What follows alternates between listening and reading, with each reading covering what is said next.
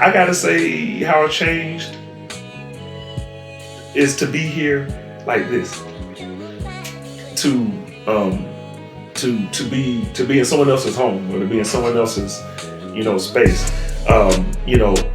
And to be comfortable. I've changed because I've now moved at the pace of relationship. Not expectation. And so I try to move in a way that where people tell me what I can do. Like you kind of got me as we were talking about earlier today. And that's how I've shifted. And I've learned to embrace uncertainty, and I've learned to embrace my own ignorance. So I'm okay not knowing things, and I'm okay talking to people and helping them be okay. It's okay not knowing. It's not okay to realize, you don't know and then go find out. That's called trifling. Look it up, Webster's Dictionary. He's buried not too far from here. But anyway, rest in peace or power, or just rest. Anyway, but that's trifling. Like to know better and not do better.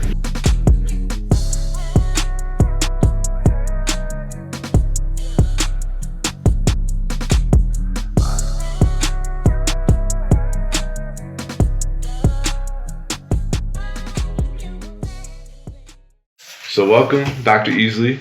It's an honor to be saying this to you. Welcome to the Heartwood podcast. We're here for the last episode of the season. It's been a great one. I've been enjoying the whole weekend. Work with Isaac, now working with Brandon. Every hour we're adding another person to the team. And it's been a blessing. It's been a blessing. So, Dr. Easley, yes. The first thing that I got for you, just like, how are you doing with this whole weekend and everything that's been happening? This has been the best trip I've had to New Haven. Okay, seriously. I have had so much fun.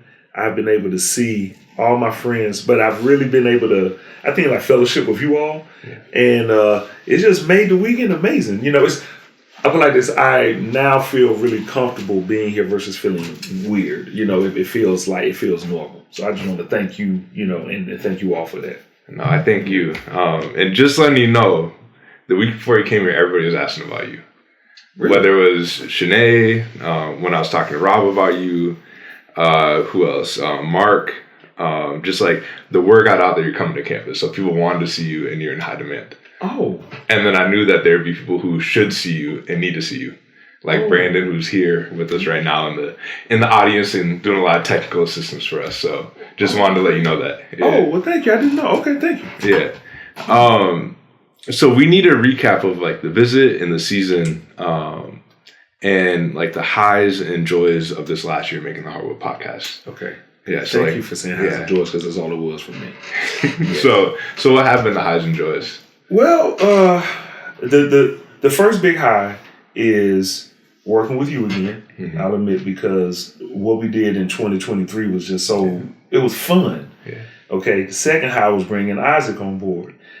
Because to be able to work with two, amazing students in the School of the Environment, two folks who are global travelers, who are sensitive to what matters to many communities, if not all, it helps. It gives me hope.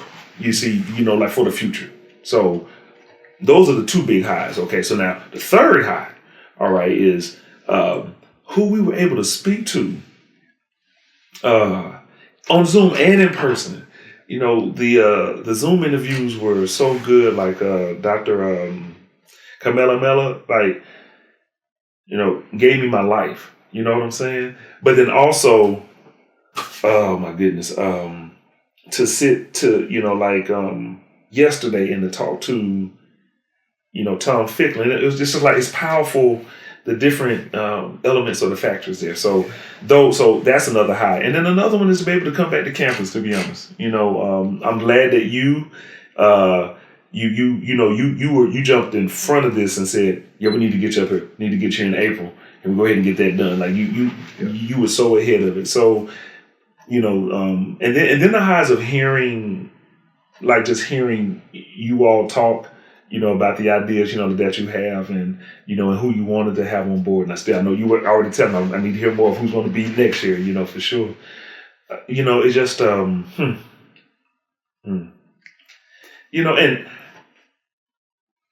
I don't know, because anyone could work with us on this, but I mean, just to be honest though, but to be able to work with people who I share a background with, it's a different kind of high because, in these places, I would say places, spaces, rooms, whatever, we call it the environment, it's not like that in all of the time. So it was also a joy to be able to, and that's not saying anything about anyone in the past. It's just because there's different benefits of each one, but to be able to look and kind of see yourself and the people that you're working with. That's the joy. Yeah, I'll say that. All right, that's the joy. Okay, there we go. Okay. Now it's a long-winded answer. I know. No, it's been a joy for me too. I felt it really click this time when you visited. Right when I saw you, I was like, oh, you need to know about this. You need to know about this. You need to know about this. It takes me a little bit to open up to people and be able to just talk about those types of things right away. So okay. I was like, once that happened, I was like, oh, we're in a good spot. We're in a good spot. And we're going forward.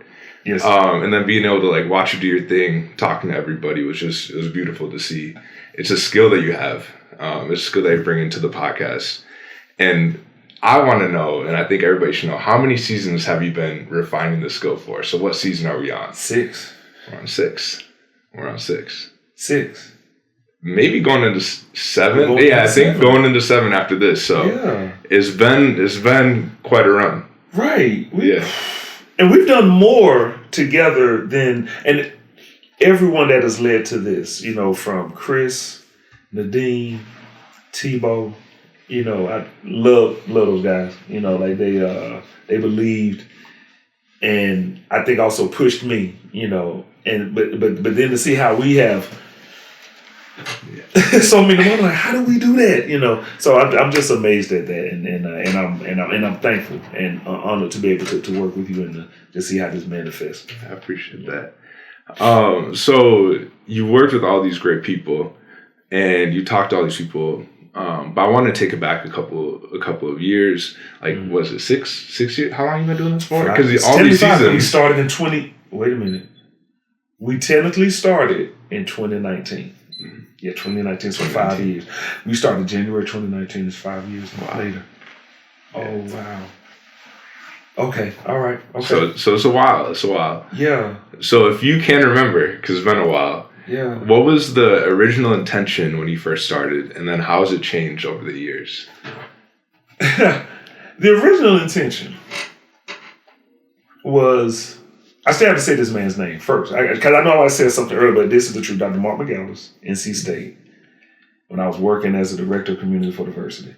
He saw a lot of the challenges I was having, but whenever I spoke in front of the groups of people who didn't like some of the work that we were doing, he was like, he said, you always win them over. They don't want to do this DEI stuff. He said, but whenever you stop, when you're done, we're getting students coming in, and parents want to talk to us or something. You should do a podcast. I was like, what? And he said, you should call it Heartwood. That's why I want to say his name, because his name is Mark McGallis, Dr. Mark McGallis. He said, you should call it Heartwood. He said, and play with the words, though, because you know what Heartwood is in a tree. He said, but make it about us. That's where it started. Okay, that was 2016. Yeah, I'm still in touch with him because he knows about the podcast, checks it out. He said he don't want any money for that, so he's good. All right, cool. Keep going. Get to Yale, 2018. It was the first thing I told to the dean. It really was. I said, I think that if we have a podcast, I think that we can connect with the students in particular better. I said, but guess what? We don't do a great job of talking about what we do here in the school. So I said, we can also talk to faculty. I said, and then guess what? Because at the time we were School of Forestry and Environmental Studies. I said, we need to talk about the forestry, aspect of us, since we were the first technically in the world, if you talk about an organized school for this. That's where it started. And so that's why the first season we had people like Sam Cooke, okay, who's a well-known forester. That's why the first season we had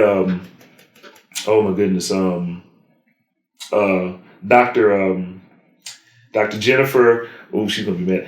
The real, if you look her up on, I can't remember Jen's last name. Verdelin, excuse me. That's why we had Dr. Jennifer Verdelin. Sorry, Jen. Okay, but Dr. Jen, brilliant, also a podcaster, but wildlife biologist, scientist, global traveler herself, and she really talks a lot about the intersections of human behavior to basically our animal family. That's why that first season was so it was so poignant to do that then. How has it changed? Well, one, we travel with it technically, because we were just sitting in my little office having conversations with people. We have expanded across the globe actually and talking to people now. Yeah. We have and the dean gave us credit for this last year. We have pierced the boundary of forestry and I think also the environment and going into music, going into art. I think we've had guests from so many amazing identities and backgrounds that are not environment as far as like their profession, but it's always been environment related. That's the thing, and I can say that's one thing that we've always been able to maintain. But it has changed with, even with COVID, we didn't stop.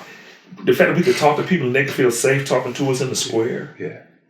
Yeah, just, that's just good. And then the fact that the school still supports it, you know. And then, how else did it change? The people who kept working with it, it just kept getting better and tighter. I can do this all day, I'm sorry, and we don't have all day, I'm sorry. No, that's I'm going to great. stop. No, that's great for me. And like, even, I think I like how you touched on the emotion, even over Zoom. Because like there's some times where I'm like, wow, like it's just like powerful to hear the stories that we've heard. Like Gwendolyn Trice's this season, and there's just so many, and people just opened up. And also you bringing up forestry, I think is very important because that's something near and dear to you and near and dear to the school. Yeah. And music. So going back to the very first episode. Okay.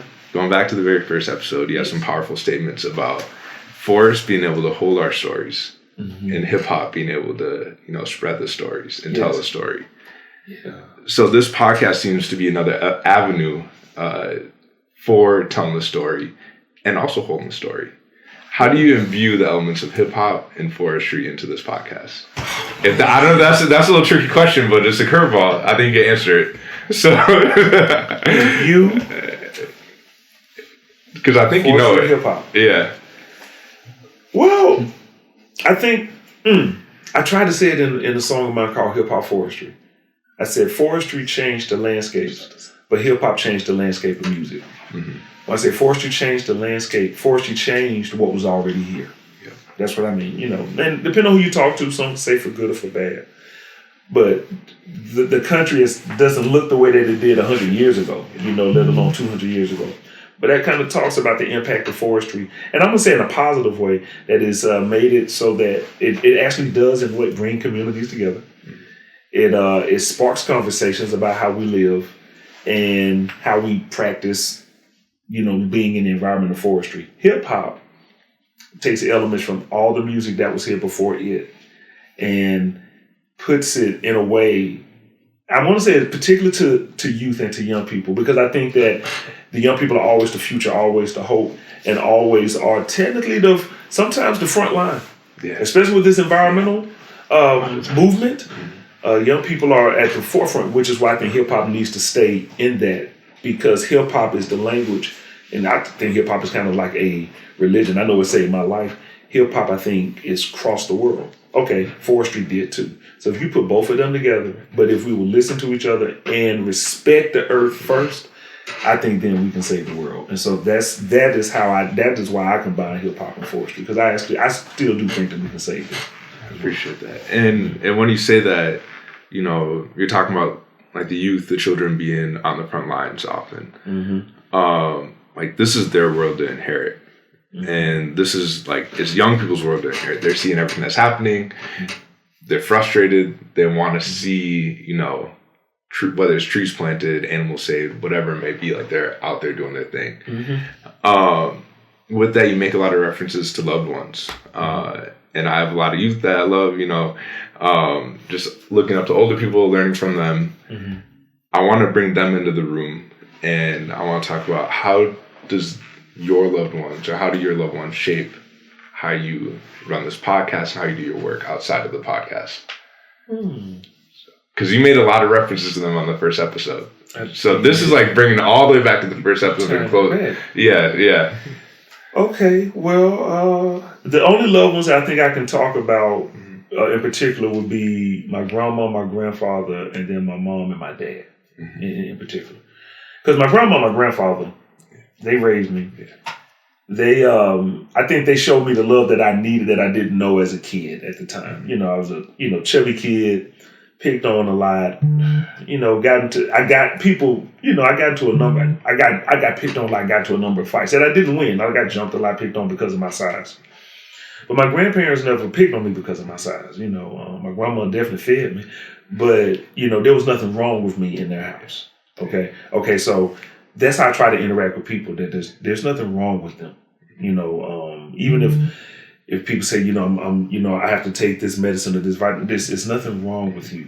You are who you are. You're amazing who you are. That's where I get that from. From my grandparents. My mom and my dad, they put their bodies on the line for equity and for civil rights, and so I use my voice because I know I'm not having to fight the same battle that they did with their bodies, and they did it as children. I mean, my mom went to jail at the age of 14, fighting for the right to vote. Yeah, was missing for at least a week, while her other sister was missing for 2 weeks. Wow. So that is what drives me, to keep pushing. And then there's one more. My Uncle Sonny, James Orange, Reverend Dr. James Orange, who was the first field lieutenant. I always say appointed by Dr. King in Birmingham, Alabama, in the civil rights movement. But I have to tie him all the way back to my grandma. The reason my family got involved in civil rights was because of my grandmother. She was the one who would go to meetings. See, I thought it was my uncle because he was the most well known, but it was always my grandma. She would go to the meetings, bring information back to the family when they didn't go. She was the one that would go and, quietly, go off to the church or go to the special meeting, take notes down, bring home, talk to my granddad, talk to her children. And then she was an entrepreneur. She never worked for anyone. Yeah. And so that's where I get that. And so then to work with students like you all, I know that you all have the knowledge and the wisdom and the heart to go out here and embrace the word. That's what I see you all doing. Not change. Y'all embracing it. Because the word doesn't necessarily need to be challenged. It needs to be embraced and cared for. Yeah. And that's what you all are doing. And I think that's why we need to listen to the youth more, because that's what the world is missing. The word gives us everything that we need. Yeah. And so I love people who want to do that. But it started with my grandparents, who were gardeners and farmers and also activists and entrepreneurs. Yeah. And singers and musicians and pretty handsome. I can keep going. Nah. You can keep going if you want to. We're all ears. No, just they did their thing and they're still here with me. No, that's great. Yeah. And I really loved how you brought up the women in your life doing what they do. Mm-hmm. I think a lot of times in the civil rights movements, like they're the unsung heroes. Mm-hmm. Like I think we were talking about it earlier with Dr. Lattimore about a lot of Black women are the ones who are bearing the brunt of the attack on DEI. Mm-hmm. You go back and you look at the Black Panthers, it was Black women who were the ones who were leading everything. Yes. A lot of times, like I know James Baldwin's mom was the one who really pushed that revolutionary spirit in them. Mm-hmm. Same with Martin Luther King's mom, and then also Malcolm X's mom. Mm-hmm. So like all them need to be elevated, all them need to be celebrated. That's right. So I really appreciate that. Mm-hmm. And you were talking about some things like your grandparents went through some heavy experiences. Mm-hmm. Your parents went through some heavy experiences. Mm-hmm. Like knowing all that, and I don't know all the experiences you've been through. Like how do you stay light in spite of all this? Like how do you because you have like a lightness to you. Mm-hmm. Like how do you stay like bring that joy into all these spaces? Well, okay, so my mom, right, growing up in the 50s and the 60s, right, she got attacked one time when she was a kid. She said, a guy called her the N-word, and he popped something. And whatever he popped it burned her face, and at that time she couldn't fight back, but she was too in pain to fight back anyway, so they took her home. My grandfather grabbed his gun and went back up to the store looking for it. So I like both aspects of it. The nonviolent that my mom did, and my grandfather was like, you mess with my family, I'm coming. Yeah. And that's how I am. So I stay light like the Incredible Hulk and the Avengers.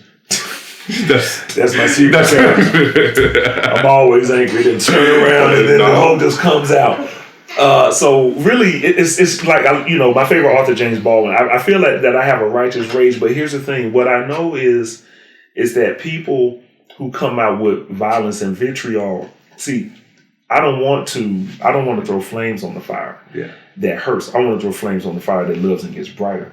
So that's why I use the fire that I have inside of me to try to make the world a better place, because I've already let the fire take me to a bad place. I've already, done the, I'm going to fight back this way, and I was told I was pretty good with these, but, but healing emotionally, because I had a lot of things that happened to me, when I was younger, that made me not trust people and trust the world. Mm-hmm. I trust people to be people. I love people. I think people are going to look out, self-interest, and I don't have a problem with that. And so I stay calm because I expect people to do that. Yeah. But here's the other reason why I stay calm. Like, I'm safe here. That's not a feeling that I often feel. So since I don't often feel safe, I try to help other people feel safe. Safe to be who they are. Like, let me say whatever you want to say. Be who you want to be. Even if you don't like me, it's cool. Just don't touch me. Your hands don't come back messed up. But we're good. Because I want you to be that, because it's something that I have always wanted, especially the kid in me. And I always say sometimes to people when we get really, really close, I say that chubby kid in me that thought that he was ugly, that thought that no one would embrace him, especially after my grandma died and the whole world is everything. For me to come back here like this, and to be able to help other people. And when I have people who say that my words have helped them not do something that would be very tragic, that helps me to stay light, because that means I have purpose. So that's what it is. I know I have purpose, but I know I have love, and I know I have. Then the other reason is that I have so much to learn, because sometimes you get angry because you don't know everything that's going on. So then that's the other thing. That's how I stay light, because I'm like, I really may not know what's happening. Not saying that anger isn't right. I'm just like, but I may need to learn something else. So that's also why I keep it light. And cold showers will do that for you. Trust me. And yoga helps you keep it light too. You got to. And not eating all day until 7 or 8 o'clock at night. Yeah. Where's your energy going to go before you can stay up? So that'll help keep you calm too. Noted. That's noted right there. That's noted. That'll help keep your energy. Exactly. Don't eat. So it looks like, and I know. So I've done a couple fasts. I know, like, you get that clarity, like that midday clarity. Yes. It's just like, despite trying to save energy, you do get that midday clarity. You do. Midday, yes. You get the midday clarity.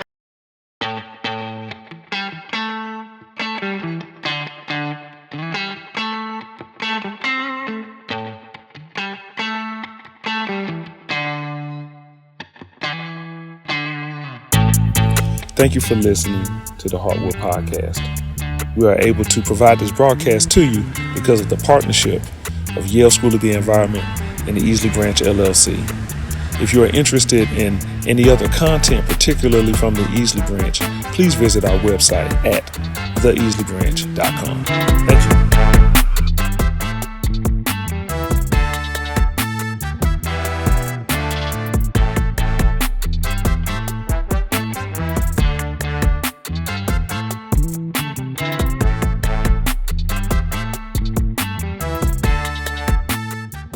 It seems like you have a lot of self-reflection within that. You're always sharing wisdom on the podcast. You're sharing wisdom in conversations. Mm-hmm. You've done over 50 episodes. I went back and counted. You've done over 50 episodes of the Heartwood podcast. And you're sharing all this wisdom.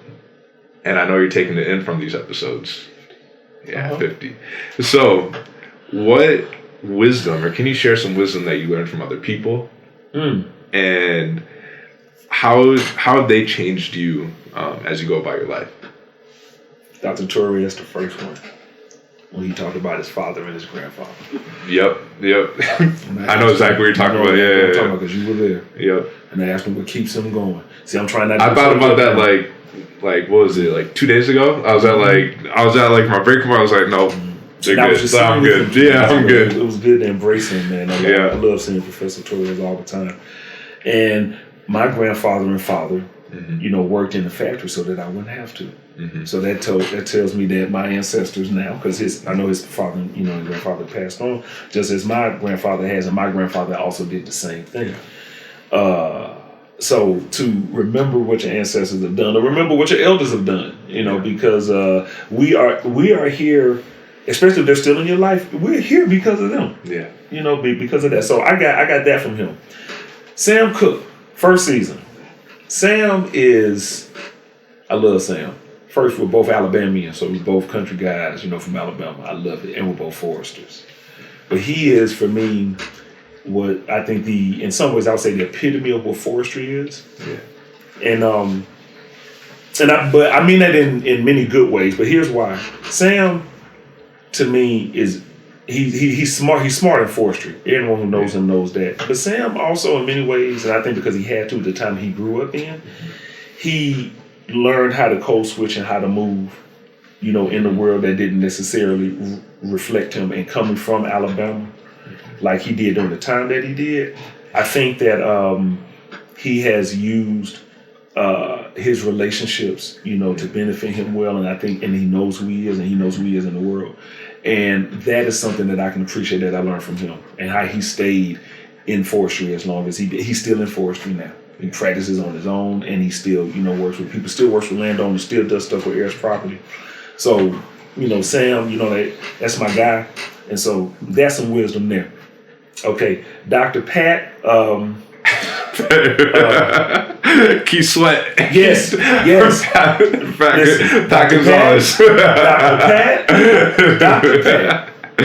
That brother, the fact that he was quoting Keith Sweat and KRS-One from Hawaii. For no reason. Come on, man. This man was quoting love songs. This man was doing it. And you could just hear his brilliance, but it was his love when he talked about his family. Yep. Yeah. That man hadn't forgotten, especially when he talked about his mom. Yeah. That was, so what he taught me, be yourself. Yeah. Like, the world will adapt, which then takes me to Dr. Naima Harris. Yeah. Also, I'm sorry. Yes. He always keeps you on your toes. That's another thing. Oh, yeah, sure. You never know what he's gonna say. Whether you got your feet done or not, deal with the pain or just keep it moving. That brother. Man, I love talking to him. I reached out to him on his birthday this year. That's good. So he was real cool. Dr. Naima Harris, who I've known Ashley for a long time. I think all of the guests I've had on the podcast, I've known her the longest. Wow. She's still not been at Yale too long. And the way that she approaches her research, but does it through the lens of self-care, I feel, to me. How she knows how to go and pursue what will feed and fulfill her, and how she knows how to speak her heart and her mind, but she's willing to take the consequences. That's courageous. So when you put brilliance and courage in the same, and then we just finished talking about black women, didn't we? That's what they do. Mm-hmm. And so,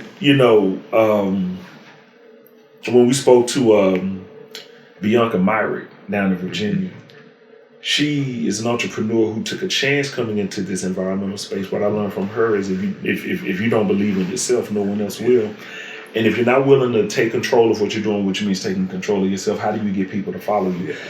We should talk to her again. You should see what she's done with the Environmental Education Organization. I can imagine. So it's man. I mean, I can. Hey, I can't go.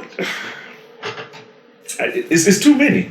I guess because now when you say you're 50, gonna go episode to episode to episode. Yeah, and I know that's not right. No one's gonna listen to me. I remember when I talked to Dean Burke. Let me do one with her. I want to hear this. That she was in the first season, and to be a dean of a school like this, everybody's intense here. Everybody wants something. There's no conversation that's under $1,000. Do you understand me? There are 10-syllable words coming out of everyone's mouth. We're talking about everything from sociology to ecology to forestry to the streets. To the streets. I'll say it like that because I feel comfortable. And she has to try to, I won't say steward because you can't manage that. I won't say steward because there's too many brilliant minds there to be managed. There's too much power. What I learned from her in some ways is she has realized that sometimes she has to kind of put her hands up, and just listen.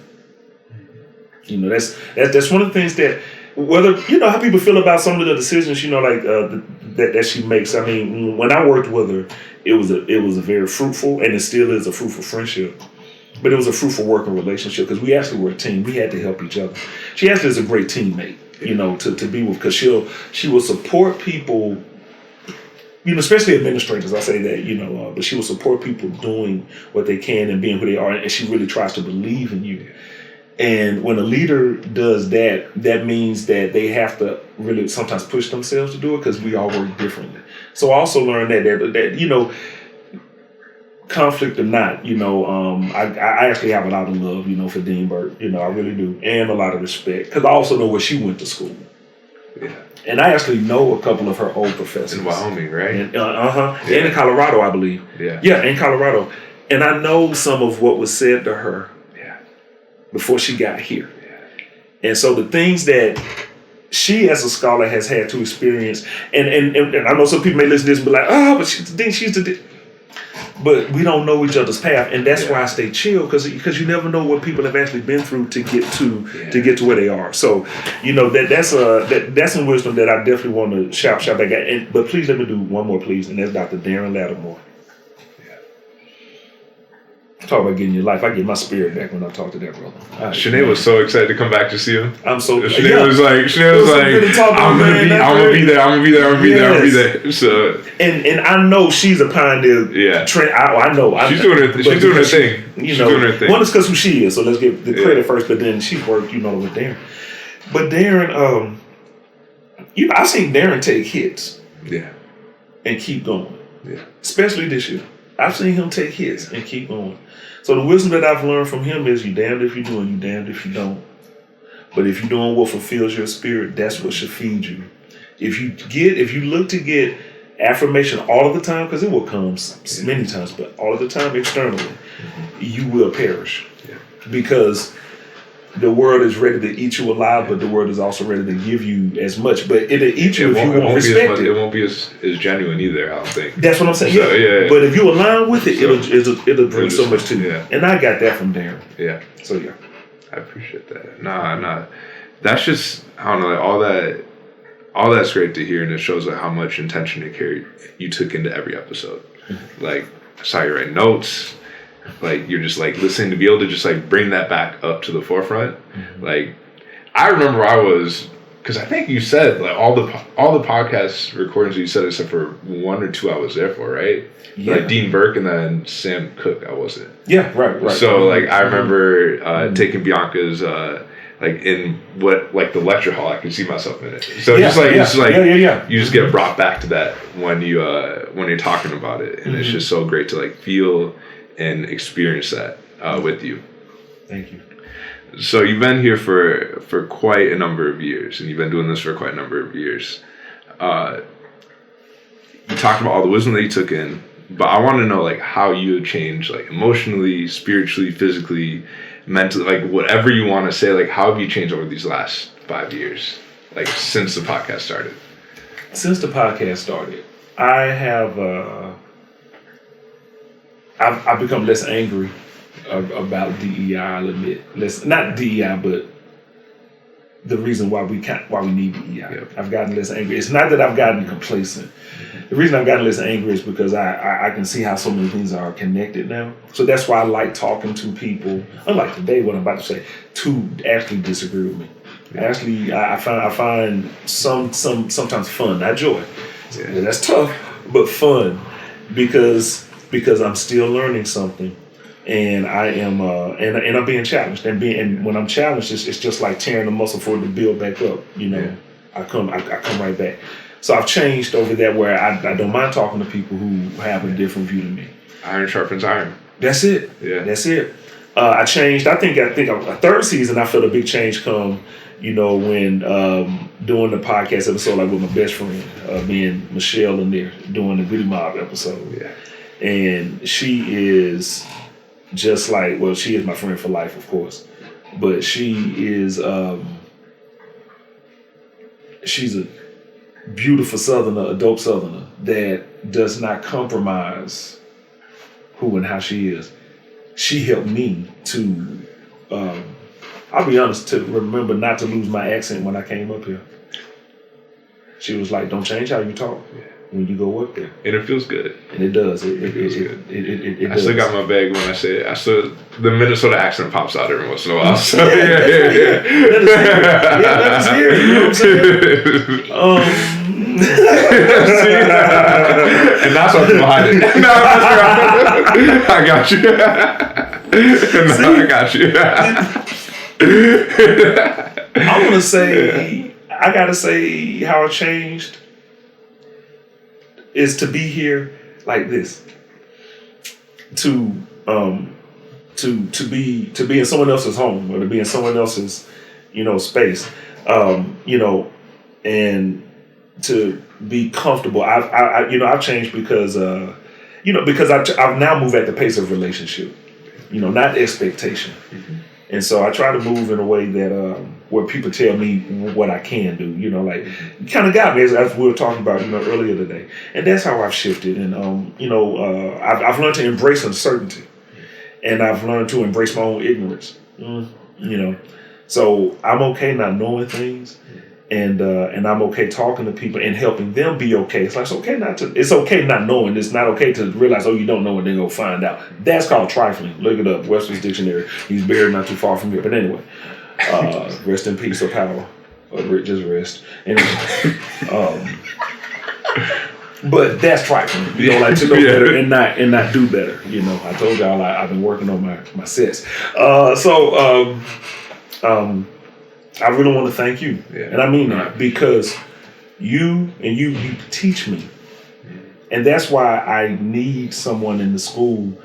It's not because I need a connection to Yale. I need a connection to the future because I'm 45 now. I know so many ways how I've changed and how I'm turning into my dad. No, even at 27, I feel it. I'm like, it's happening. I like it. I like it though. I'm like seeing it. And I love them. Like, it's like a, But I still like to get up without making noise. I'm getting up making noise. I'm getting up like a grizzly. They hear my knees. All the time. So they don't hear my lungs with me. But then this is why I'm glad, right? When I'm talking to younger folks, I want to go do things. I want to get out. I want to meet new people because I'm such an introvert, man. For real, I'm a homebody. Yeah. If you leave me in my house with Disney Plus and about at least 100 books, and the Bible has to be there. You'll be all right. The Bible has to be there for me. I won't leave the house. Yeah. Give me some good incense. Give me some Bob Marley music and Dungeon Family and my own music now and Wu-Tang. Dungeon Family. And Earth, Wind, and Fire. Yep. You know what I'm saying? And Fela Kuti. Yeah. And Fuji's. And if you come to my door, if you love them, you're welcome. If you come to my door, you got a problem, like you got to leave because that's who I am. But when I come here with you, because what I realize all that is, those are walls to keep me comfortable in here. And it allows me to cool off. So I really did, and I still do. I feel like you and Isaac, I hope it doesn't sound bad, but it's like I feel like y'all took care of me. We got to. And I think the reason why I felt like that, because what y'all did for me, I reckon I did that for so many people. And so the wisdom that folks want to take care of me is deep, because that's what I mean when I say that I'm not used to feeling safe, because I'm always extending myself. So I got the wisdom that people want to do that. And you all have shown me that. Okay, now let me stop for. All right, let me look at the sky. Ask me another question. From the science. No, we got you. And you're talking about the future a little bit and staying connected to the future.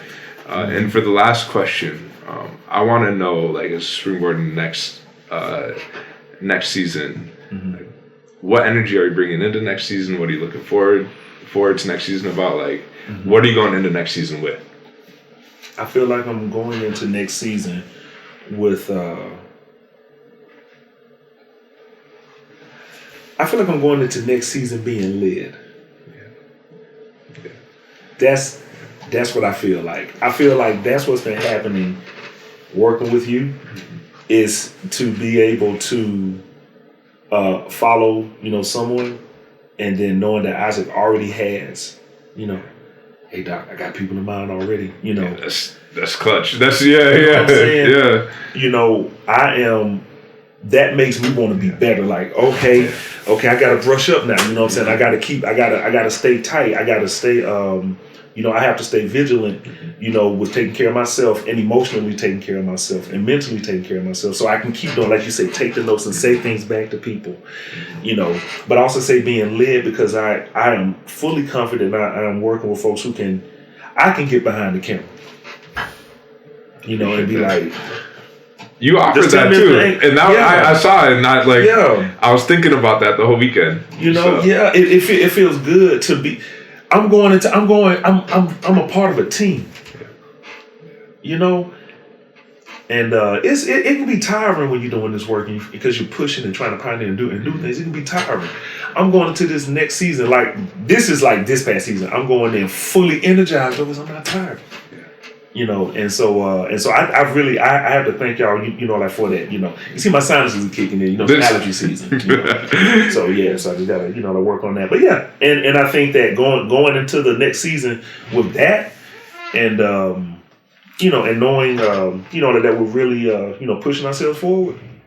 I don't think anyone can stop us. I mean, I asked you for something last year, and you did 5 times, and I said I want to take it up higher. And now I'm like, what is this? But then I look at you and I'm like, oh, that's what I said. And you said, you said, and then you made it happen. So, I feel I'm looking forward to being led. I mean, I'm not gonna leave work. No, it ain't like that. No. I'm still gonna speak. No, I don't mean it like that. But I'm looking forward to being able to go. This is what we're gonna do, Doc. Yeah. Okay. This is what we're gonna do, Doc. Heard that? Okay. This is what we're gonna do. Okay. Now the future's ours. Future's ours. That's it. Yeah. And this has been a hell of a season. I've really just been appreciative of the whole time. All the people that Isaac's brought on, just Isaac being here with us, and then Brandon joining the team too. He's here. He's laughing. He's here. And then just being able to work with Dr. Easley the whole season, the whole year. What has it been, a year and a half now? It's been a year and a half. Right around a year and a half. It doesn't for me. It went by fast. It went by fast. So it didn't feel like 6 months for me. Man. Yeah. And I just want to thank you, because if you didn't do what we did, this wouldn't be here. Nah. It takes a village, right? It takes a village. It does. And with that, I want to close out the season. Thank y'all. Thank all the listeners for tuning into this. I hope y'all learned a lot. I hope y'all took in all the wisdom and all the emotions that we shared with y'all. And thank y'all. We're out. Peace. Yeah. Peace. Wow. Man. See why you do that, man? I didn't do too much. Can you pass the camera back real quick? Yes, sir.